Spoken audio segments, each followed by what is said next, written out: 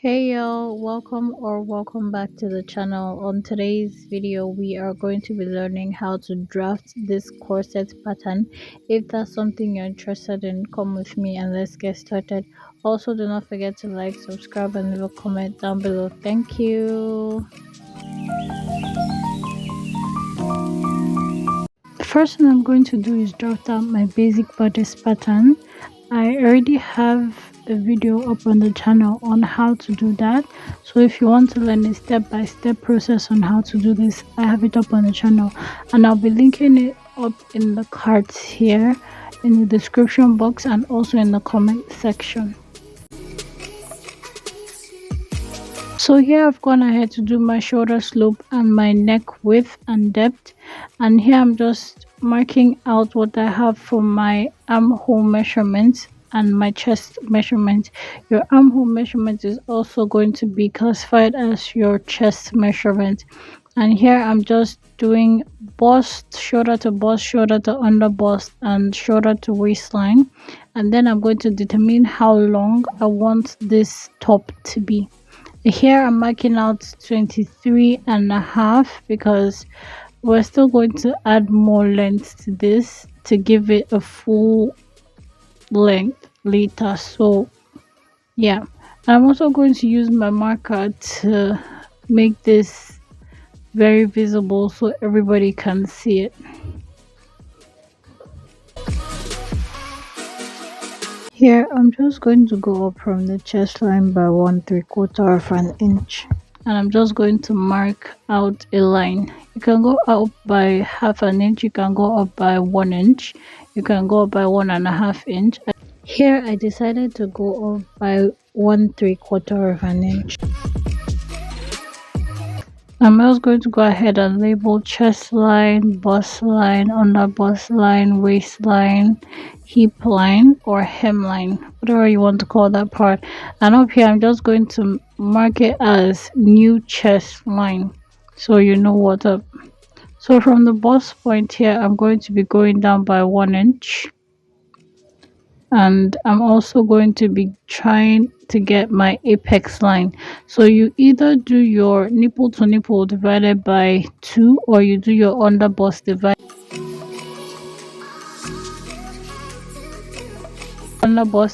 by 8 and your nipple to nipple divided by 2.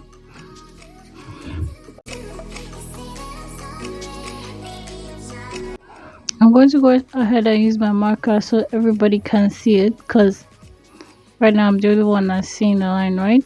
And we'll also mark out that 1 inch line that we came down by. So we're going to extend the apex line all the way to the new chest line, like I demonstrated with my hands here. And I'm going to also roll a line across. Now that we've gotten that, the next thing we're going to go ahead and do is mark out our shoulder slopes, because we're going to be needing that, and then we'll measure what we have for the shoulder slope and divide that by 2. You want to be very accurate so you don't miss anything.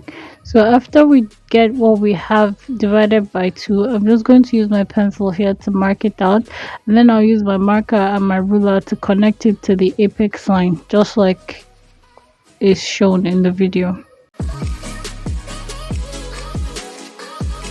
The next thing we're going to do is come down to under bust line and mark 1.25 on one side and 1.25 on the other side. And when you measure it together, it's going to give you 2.5 inches. If you don't understand what I'm saying you should measure 1 1/4 on one side of it and 1 1/4 on the other side. And we're going to do that from the under bust line all the way to the hip line. 1 1/4 on both sides. I want you to get this, because this is like one of the perfect ways to get measurements for yourself, whether for yourself or for a bigger person or a smaller person. This measurement has proven to be the best way to get it. So I'm just going to go on the new chest line and mark out 1 inch on both sides.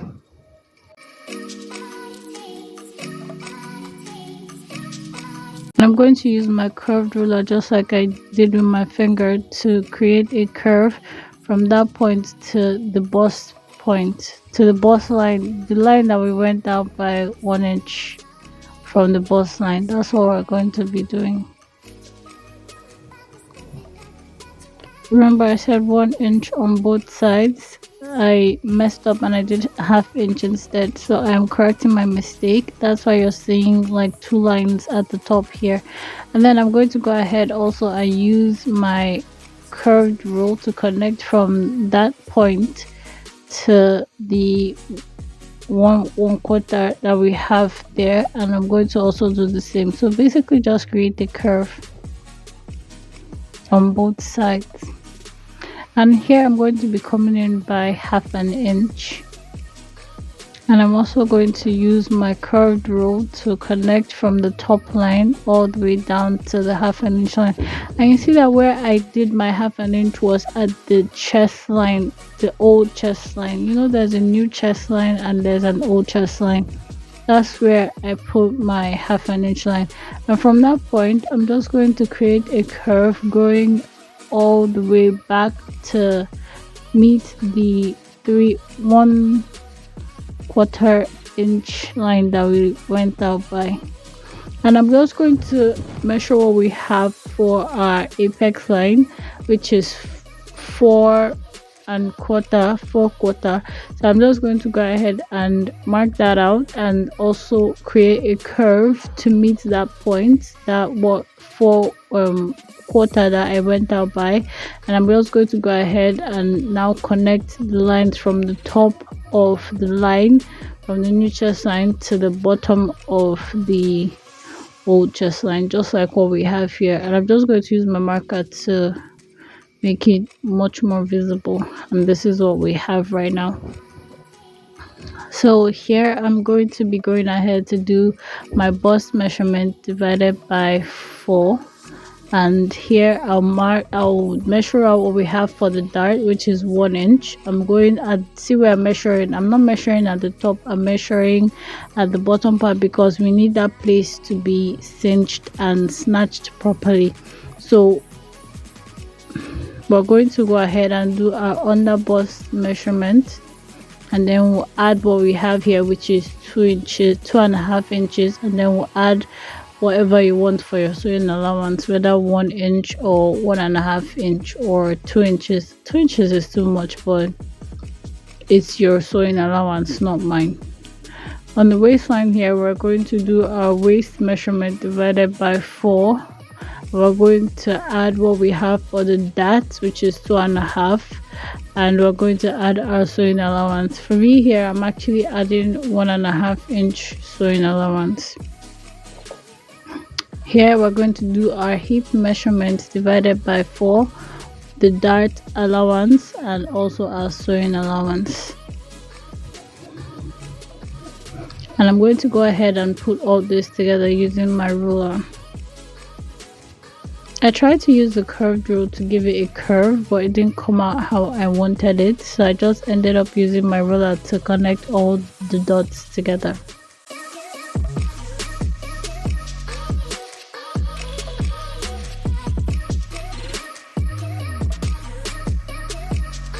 After everything, I'm going to go ahead and label this. So we have 1, 2, center front, side front, and I'm also going to make arrows so when I cut I know what I'm doing. I'm also going to be labeling the sides, center front, side front, and also put arrows there. So there's something I want you guys to notice. When you measure the cups, one is greater than the other by 1/4 inch or ½ inch. So on this one here, the bigger cup is greater by 6¼ of an inch. That's what it's greater by on the other side. So I'm going to go ahead and measure this, and I'm just going to go ahead and add 1/4 of an inch at the top of the center front one.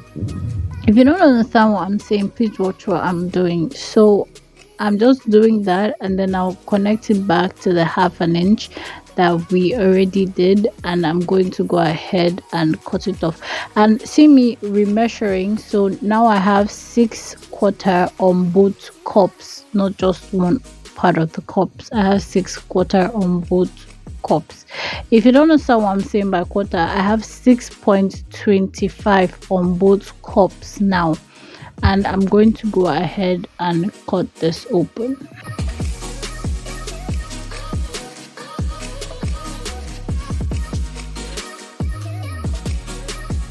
You want to be careful when you're cutting so you don't mistakenly cut what you're not supposed to cut, but I'm sure you can redraft or just mend it by using your tape to hold it in. But yeah, that's what we have for the front right now.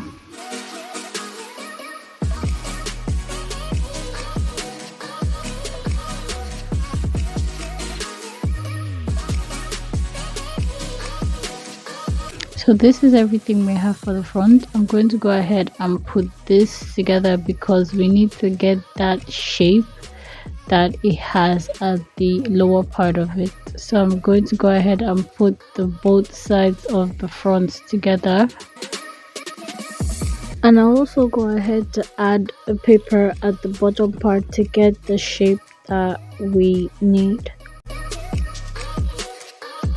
Part here of the hip line, I'm going to be measuring out 3 inches, 3.5 inches to be precise. You could go as low as 4 or 5, but I feel 5 will be too much and 4 would just not be it, so 3.5 is okay. And I'm going to go in by 2 inches. Basically what we're trying to create here is more like a bikini. So from the waistline here, we're going to go down by 2 inches and get our curved row and make a curve from that point to meet the 2 inches point, and then cut.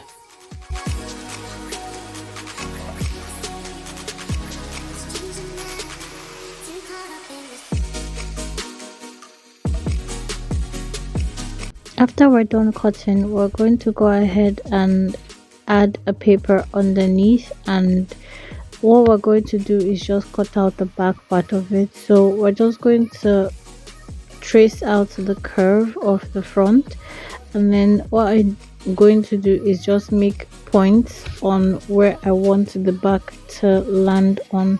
So here's what I'm doing. I'm just making lines. I'm going to use my pencil, so when I remove this it will be easier to work with than the marker, and it will not be stained.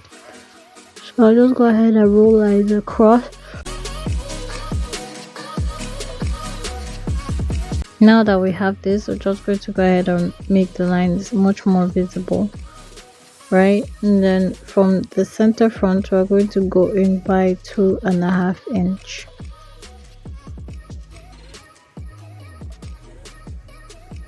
I'm also going to roll a line across and label this back.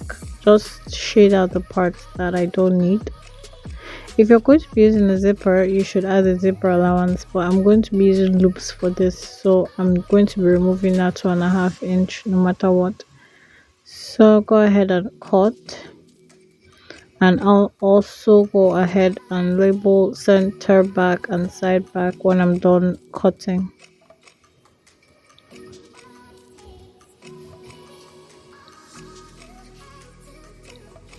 And this is what everything looks like. This is the cups, actually just one cup because two of them make one, just one cup. And this is what the front and the back looks like. This is them side by side, and look at how they fit perfectly. So yeah, this is everything that we have. I don't know why I added this yoke.